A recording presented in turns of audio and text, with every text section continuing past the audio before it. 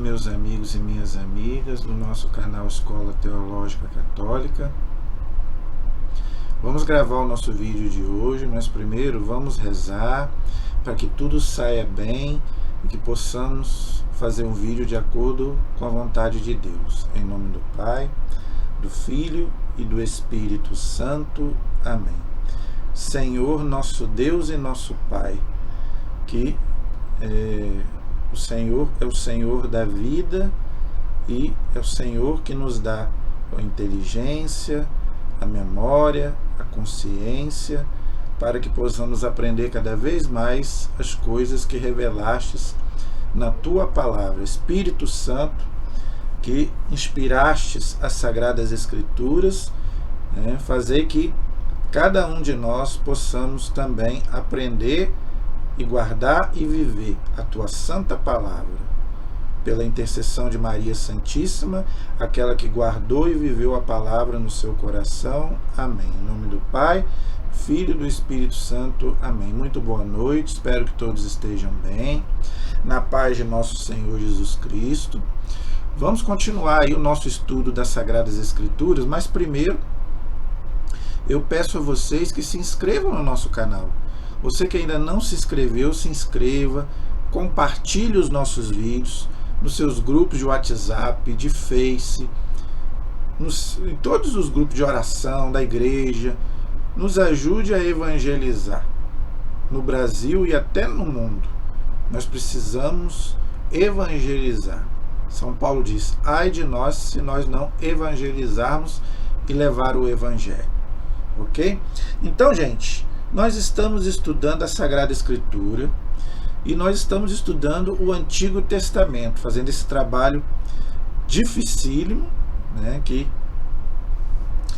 eu fiz esse desafio. Comecei lá do Gênesis, já tem 2 anos que nós começamos esse curso, e vamos até quando Deus nos der vida e saúde, até o Apocalipse. Se Ele não nos abençoar aí, eu quero ir até o Apocalipse, gente, para a gente poder aprender um pouco da Sagrada Escritura, aquilo que eu aprendi um pouquinho na teologia, nos estudos da Bíblia, nos meus livros. Então, eu quero passar o pouco do que eu sei para você, mas eu não sei tudo, eu não sou doutor em Bíblia, não. Então, se eu falar alguma coisa aqui que não esteja de acordo com aquilo que a igreja ensina, você pode me corrigir aí, ok? Eu procuro fazer o estudo de acordo com aquilo que eu aprendi com a igreja, nos livros, no catecismo da igreja, tá bom? Mas não é fácil, principalmente o Antigo Testamento.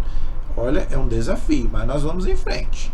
Então, por isso que eu peço sempre ao Espírito Santo que me ilumine a mim e a vocês que vão me escutar, para vocês também compreenderem um pouco daquilo que eu aprendi também nas Sagradas Escrituras, que para nós é a nossa regra de fé, é a nossa conduta, é a revelação de Deus, juntamente com a tradição, ok? Então, gente, nós estamos estudando o 2º livro das Crônicas.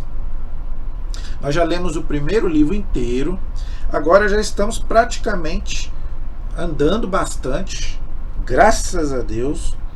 Na aula passada, nós paramos no capítulo 16. Hoje, nós vamos estudar o capítulo 17, que fala do rei Josafá, que era rei de Judá, ficava no sul. Lembrando, eu tenho que falar para você entender, senão você não vai entender. Depois da morte de Salomão, se separou as 12 tribos de Israel. 10 ficaram no norte, na Samaria, 2 no sul, Judá e Benjamim. Os reis do norte, a maioria deles, 99% eram idólatras. Judá não. Judá, graças a Deus, teve alguns reis bons que combatia a idolatria. E Josafá era um deles. Nós vamos ver hoje. Ele era um bom rei que seguia ao Senhor Deus, e Deus acabou abençoando o seu reinado, porque dessa tribo vai nascer Jesus, vai nascer o Messias, ok? Então diz aí que Josafá reinou no lugar de seu pai Asa, que nós vimos na aula passada, que também foi um bom rei. Então Josafá, ele também sucedeu o trono de seu pai e começou a reinar sobre Judá e Israel. Ele colocou tropas em todas as cidades de Judá, estabeleceu governadores na terra de Judá, nas cidades de Efraim, que o seu pai havia conquistado. Então nós vimos na aula passada sobre o reinado do pai dele, que se chamava Asa, e ele conquistou toda aquela região ali, porque Deus estava com ele naquelas guerras que existiam entre, né, Israel e os pagãos. E aí ele vai consultar a Deus para ele fazer um bom reinado. Então diz aí que o Senhor esteve com Josafá. Então isso aí é um ensinamento para nós. Tudo que você for fazer, coloque Deus na frente. Diz aí que Deus estava com Josafá, pois sua conduta foi aquela que de início seguiu seu pai Davi, que ele era descendente de Davi, e Davi era o rei justo. E não seguiu os Baals. Baals era um deus pagão, um dos ídolos dos pagãos que adoravam muitos deuses, e Baal era um deles. Então ele não seguiu a idolatria dos povos pagãos. Foi somente a Deus de seu pai que ele buscou, procedeu segundo os seus mandamentos, sem imitar as ações de Israel, porque Israel estava caminhando para a idolatria, ele não. Ele foi fiel a Deus e Deus o abençoou. Por quê? Porque ele seguia os mandamentos, que era a conduta do povo, a lei de Moisés, que para nós hoje é a nossa moral. O Senhor manteve o reino em suas mãos. Todos os de Judá pagavam tributo a Josafá, embora ele tivesse muita riqueza e honra. Então, além de tudo, Deus ainda o fez rico. Desde a época de Salomão, os reis de Israel tinham muito dinheiro, né? É a prosperidade que naquela época aqui os reis eram realmente, tinha essa... Deus os abençoava também com a questão de dinheiro, e eu já expliquei isso aqui várias vezes. Por quê? Porque eles ainda não tinham uma ideia de vida eterna, então tinha que viver tudo aqui. Então, no Antigo Testamento tem essa questão da prosperidade, que o Novo Testamento já não fala. Jesus falou: aquele que quer me seguir, tome a sua cruz e me siga. Então essa lei da prosperidade é lá do Antigo Testamento. Por quê? Porque agora nós sabemos que nós temos a vida eterna. Você pode ter seus bens, mas você não pode ser apegado, porque isso aqui é uma passagem, é passageiro. Tá? Então Deus o honrou e além disso fez ele rico. Seu coração caminhou nas sendas do Senhor, e ele suprimiu de novo em Judá os lugares altos e os Aserás. Aserás era outro deus pagão, era outro ídolo que Israel estava adorando. E é isso que Deus não queria. Queria que Israel adorasse um único Deus.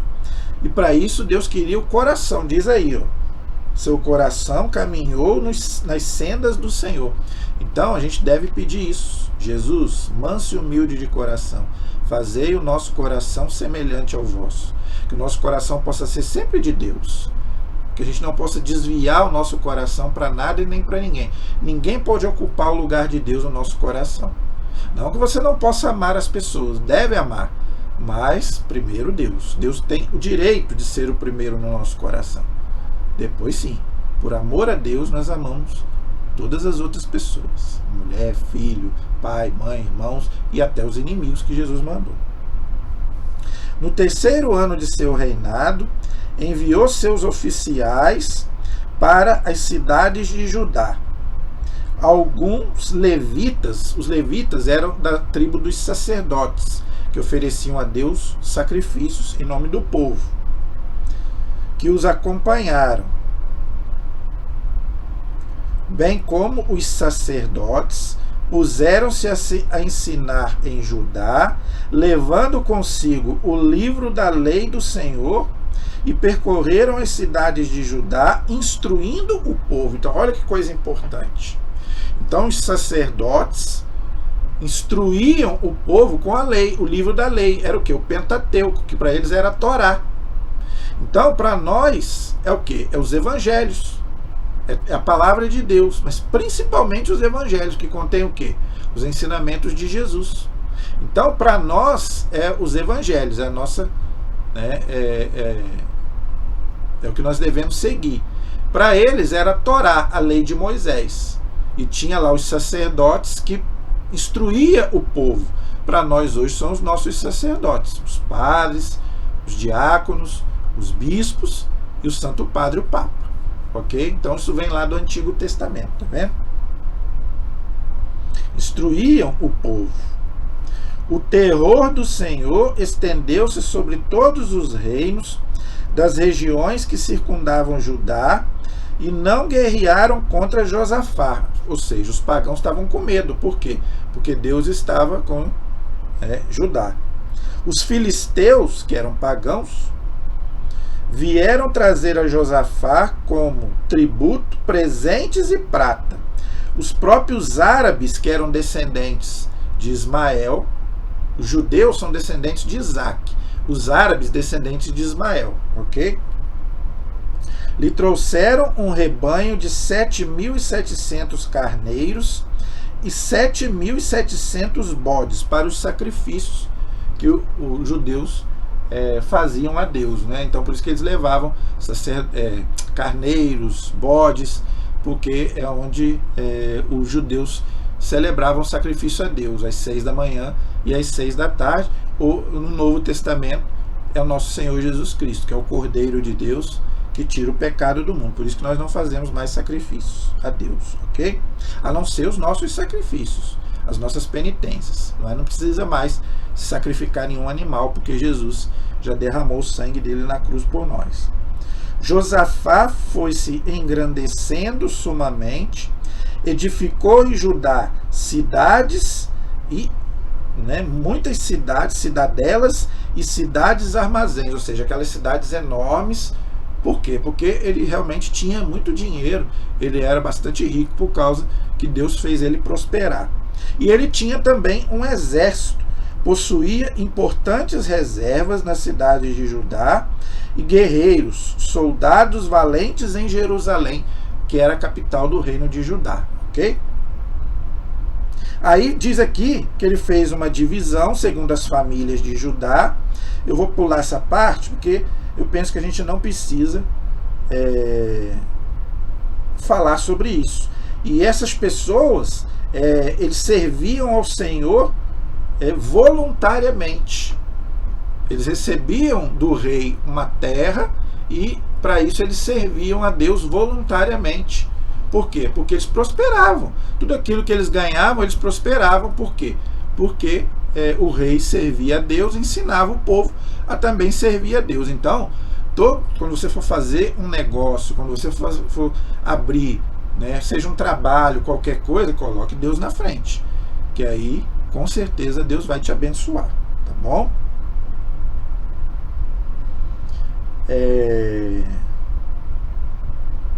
Aí fala que ele colocou todos eles ao serviço do rei para trabalhar ali no território de Judá. Aí depois, no capítulo 18, ele vai fazer uma aliança com Acabe. Acabe não era um rei que era muito fiel a Deus, mas ele via as coisas que Deus estava fazendo no reinado de Josafá, e ele não foi bobo nem nada. Ele falou, então já que aquele homem ali está prosperando, eu vou me aliar com ele. Mas ele não era muito fiel a Deus, não. Ok? Então vamos ver aí a aliança que Acabe fez com Josafá. Josafá tinha riquezas e glória em abundância, e se aliou a Acabe por meio de uma aliança, que diz aí que é um casamento, mas claro que não era um casamento entre homem e mulher, claro, entre homem com homem, não. Era uma aliança que os reis fizeram entre eles, ok? Isso aí, gente, chama-se olho grande, vamos dizer assim. Você vê o cara prosperar, você vê aquela pessoa ali com dinheiro, logo cresce o olho. Então, era assim no Antigo Testamento e acontece assim hoje. A gente vê aquela pessoa ali prosperar, não, vou ser amigo dele, porque já que está prosperando, eu vou saber o segredo dessa prosperidade. Tem até uma história engraçada que o padre Léo contava, de um homem que a fazenda dele não estava prosperando, mas não prosperava de jeito nenhum. Então chegou um vizinho dele ali, e também a fazenda do vizinho não prosperava de jeito nenhum, nem a dele nem a do vizinho. E esse vizinho novo que chegou começou a prosperar muito rápido. Então ele teve um dia que ele foi lá na beira lá da porta lá da fazenda do vizinho, o vizinho estava lá trabalhando lá. Aí ele falou, né, para o vizinho: vizinho, Deus te abençoou, hein? Deus te abençoou porque aqui não tinha prosperidade. Olha, a minha fazenda não prospera, a sua também não prosperava. Foi só enquanto você chegou aqui começou a prosperar. Deus foi muito bom com você. Aí diz que o vizinho virou para ele e falou: realmente, Deus foi muito bom comigo, através da minha enxada, através do meu suor. Então Deus me abençoou bastante. Então, gente, qual é a moral da história? Claro que Deus abençoa, mas você tem que fazer a sua parte. Se você não trabalhar, não fizer a sua parte, você não vai prosperar. Não adianta você achar que Deus vai fazer tudo para você, que não vai. Já falei, gente, Deus fez a parte dele. Jesus já fez a parte dele. Mas você tem que fazer a sua.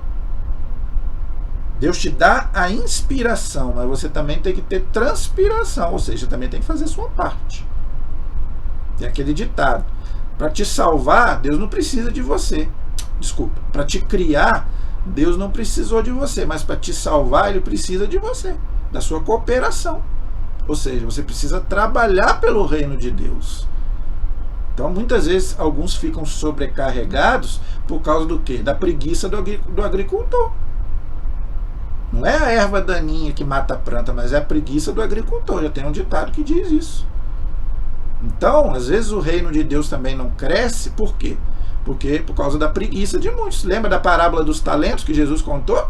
Ele deu 10 para um, 5 para um e um para outro.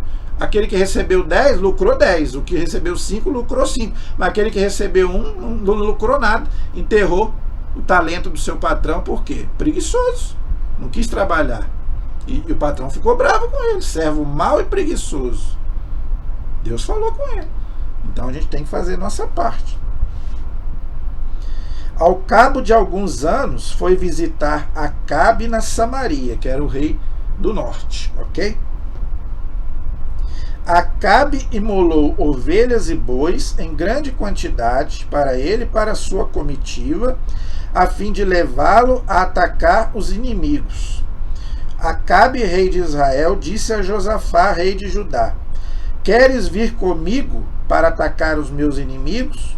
Ele respondeu: a batalha será a mesma para mim como para ti, para meu povo como para o teu. Então, o rei de Judá aceitou o pacto com o rei do norte para atacar os inimigos dele, ok? E ele acabou aceitando.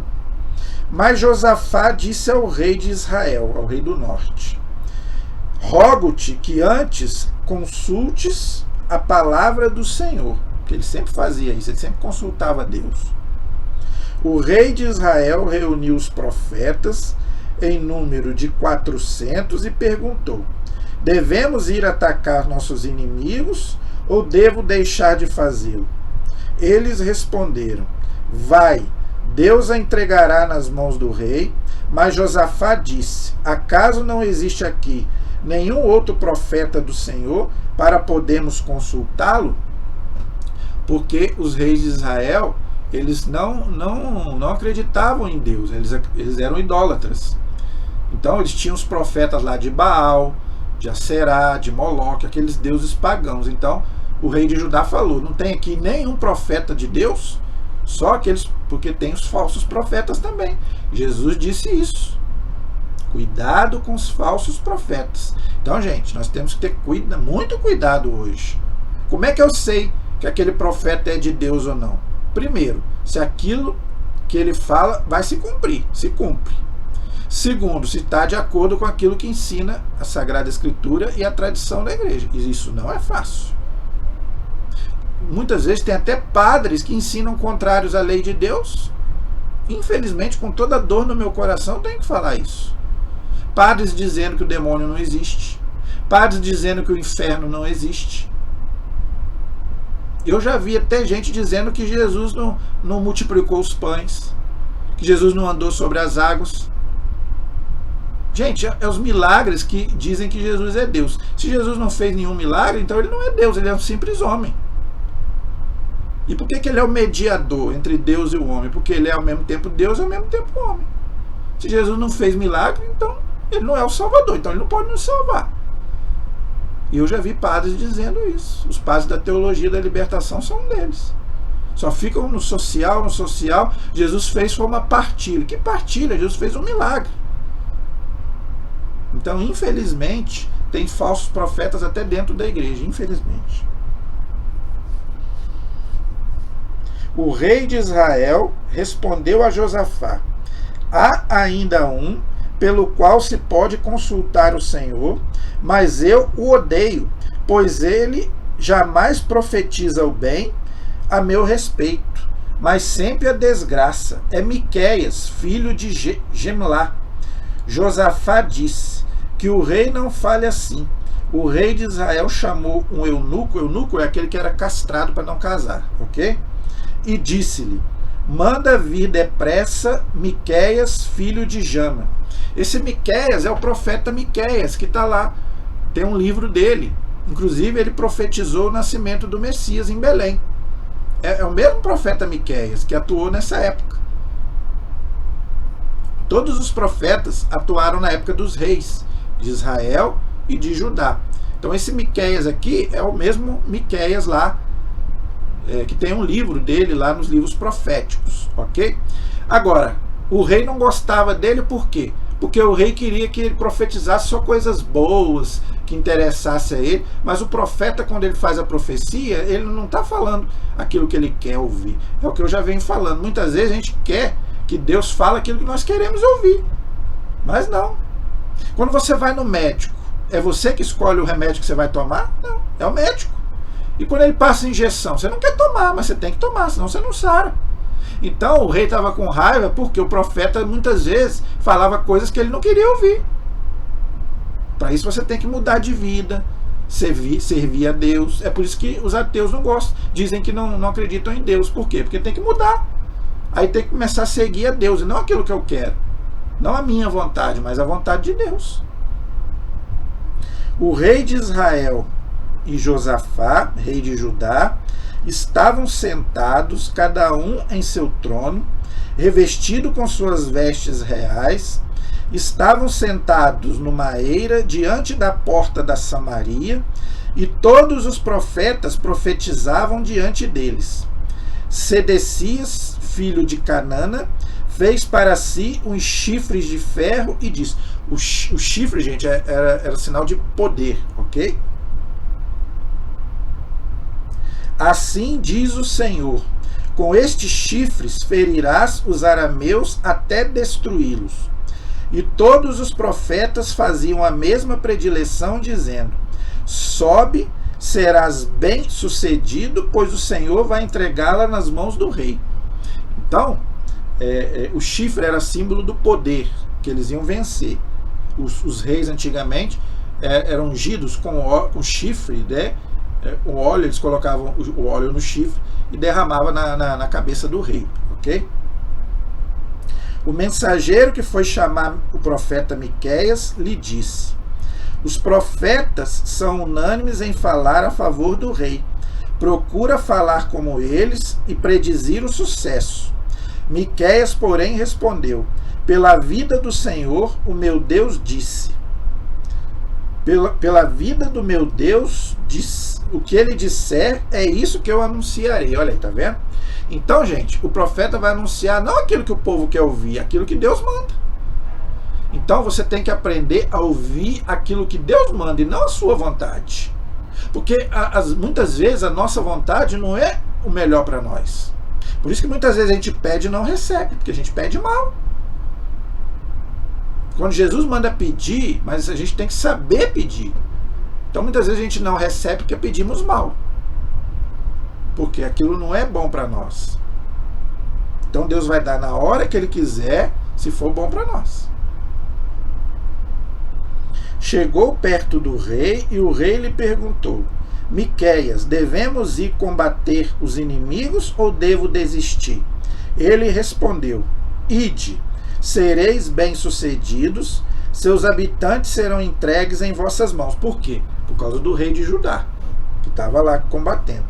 Mas o rei lhe disse: quantas vezes é preciso que eu te conjure para que me digas somente a verdade em nome do Senhor? Então o profeta respondeu: eu vi todo Israel disperso pelas montanhas, como um rebanho sem pastor. E o Senhor me disse: eles não têm mais chefe, que cada um volte em paz para a sua casa. Então, o povo de Judá vai ter paz. Por quê? Porque eles seguem a Deus. Mas o pessoal do norte não vai ter paz. Por quê? Porque eles vão continuar na idolatria. O rei de Israel disse então a Josafá: não te disse eu que ele não profetizava para mim o bem, mas o mal? O profeta respondeu: escutai a palavra do Senhor.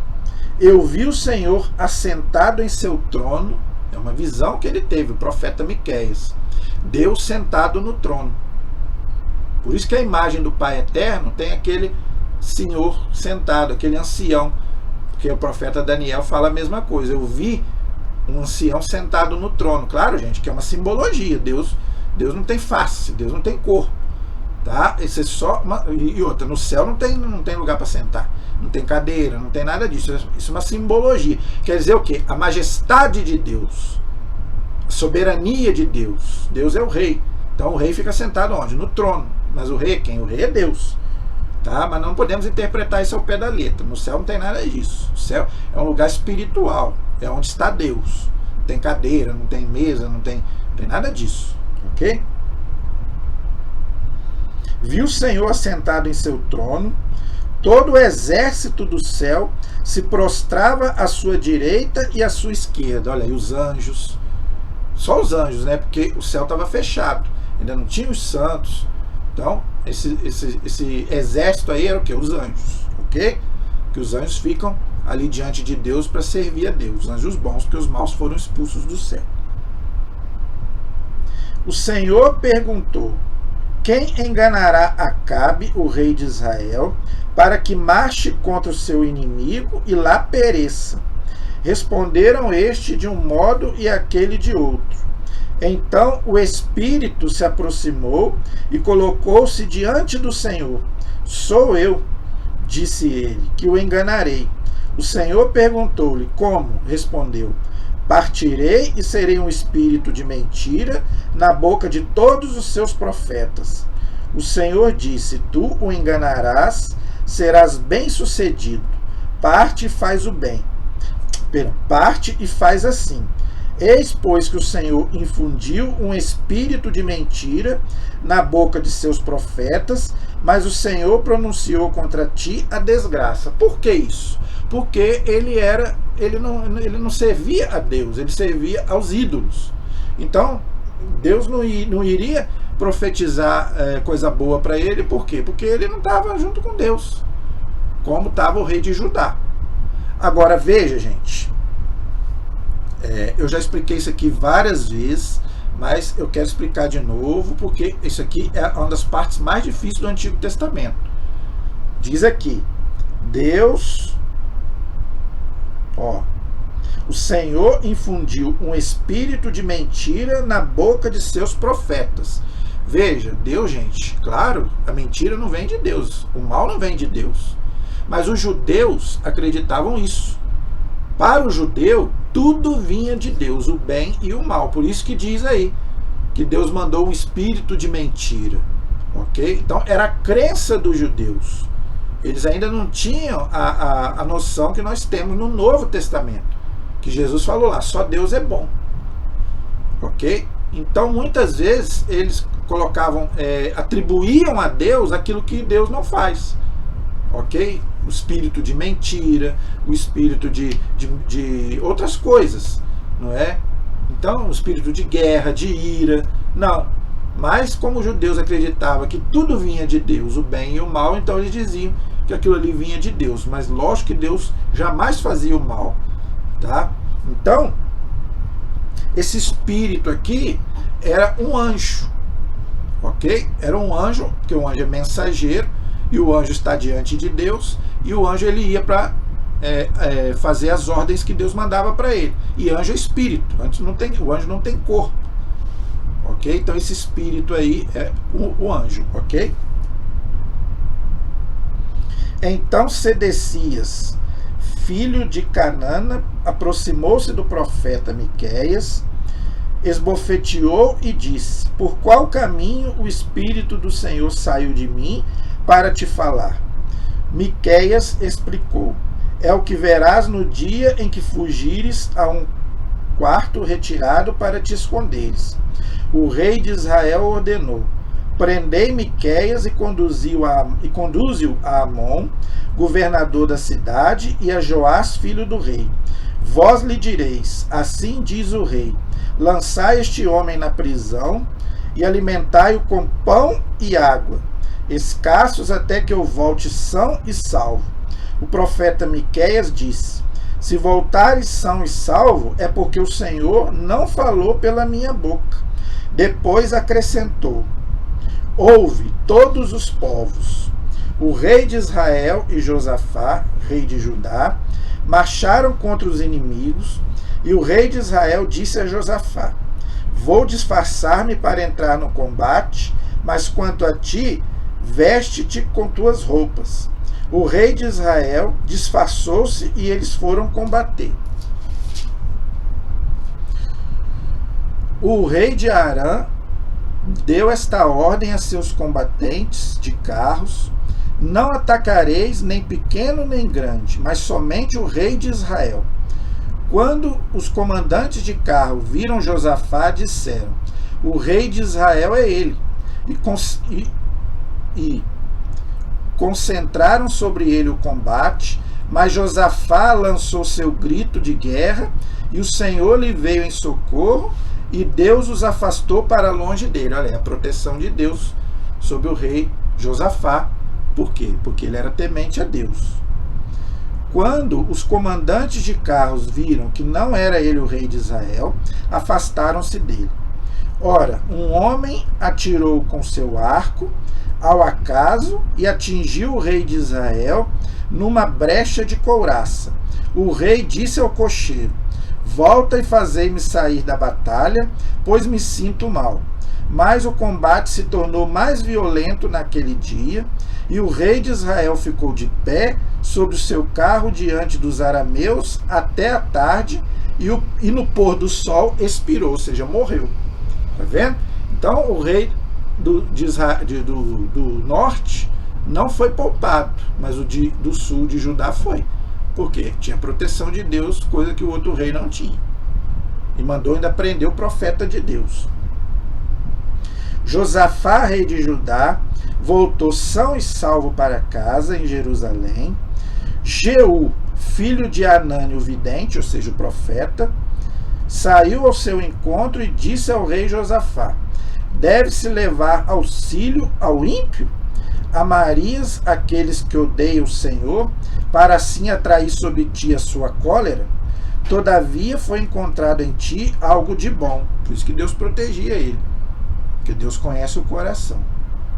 Pois eliminaste da terra os acerás, os ídolos pagãos, e aplicaste o teu coração à procura de Deus. Então ele era um rei temente a Deus, por isso que Deus o protegia e ele venceu, né, os seus inimigos, tá bom? Gente, não acabou, tá? Nós vamos continuar aí na próxima aula, tá? Mas se Deus quiser, na próxima aula a gente continua o reinado de Josafá. Ele vai continuar aí guerreando contra os seus inimigos e vai continuar vencendo, tá bom? Espero que você tenha gostado. Qualquer dúvida e pergunta, estamos aí para ajudar, amém? A nossa proteção está no nome do Senhor, que fez o céu e fez a terra. Estivemos e permaneceremos unidos em nome do Pai, do Filho e do Espírito Santo, amém. Deus abençoe a todos.